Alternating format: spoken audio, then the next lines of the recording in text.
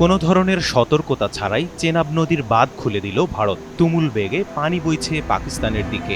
শুষ্ক মৌসুমে পাকিস্তান অংশে নাব্যতা সংকট থাকায় হঠাৎ বাঁধ খুলে দেয় প্লাবনের শঙ্কা পাকিস্তানের নদী তীরবর্তী অঞ্চলে।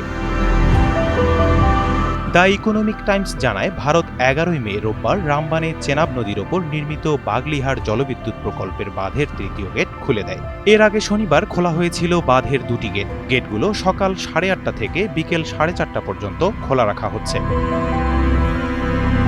শুক্রবার ভারী বৃষ্টিপাত হওয়ায় ভারত অংশে পানির চাপ বেড়েছে। বাঁধের ধারণ ক্ষমতা কম থাকায় পানির প্রবাহ নিয়ন্ত্রণের প্রয়োজনীয়তা দেখা দেয়। ধারণা করা হচ্ছে পানির চাপ কমাতেই ভারত গেট খুলেছে, তবে কোনো ধরনের সতর্কতা দেয়া হয়নি। এ বিষয়ে কোনো ব্যাখ্যাও দেয়নি ভারত। সিন্ধু চুক্তি 1960 অনুযায়ী 6টি নদীর মধ্যে ভারত পায় পূর্বের 3টি নদী রবি, বিয়াস, সুতলেজ, এবং পাকিস্তান পায় পশ্চিমের 3টি নদী Indas, Jhelum, Chenab.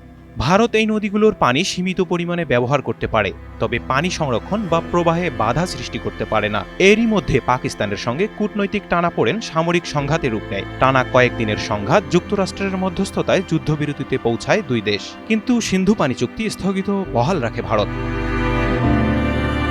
The Times of ইন্ডিয়ার প্রতিবেদনে বলা হয়েছে, যেহেতু সিন্ধু চুক্তি কার্যকর নেই, সেহেতু ভারত চেনাব নদীর পানি নিয়ন্ত্রণ করছে, নিজেদের প্রয়োজনে আটকে রাখছে, আবার অতিরিক্ত প্রবাহ মোকাবেলায় গেট খুলে পাকিস্তানের দিকে পানি ছেড়ে দিচ্ছে।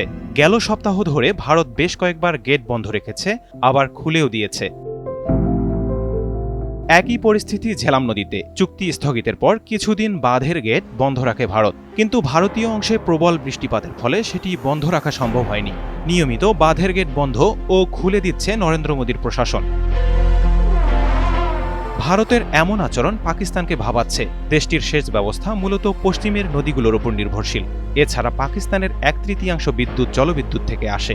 উজানে পানি প্রবাহ কমে গেলে বিদ্যুৎ উৎপাদন ব্যাহত হতে পারে, আবার হঠাৎ বেড়ে গেলে প্রকল্প ক্ষতিগ্রস্ত হতে পারে। কাশ্মীর সংকটই পাকিস্তান ভারত দ্বন্দ্বের মূল কেন্দ্রবিন্দু, এবং অঞ্চলটির ভবিষ্যৎ নির্ধারণে কাশ্মীরিদের মতামতকে উপেক্ষা করা অযৌক্তিক, এমনটাই মন্তব্য করেছেন পাকিস্তানের সাবেক পররাষ্ট্র সচিব আয়াজ আহমেদ চৌধুরী।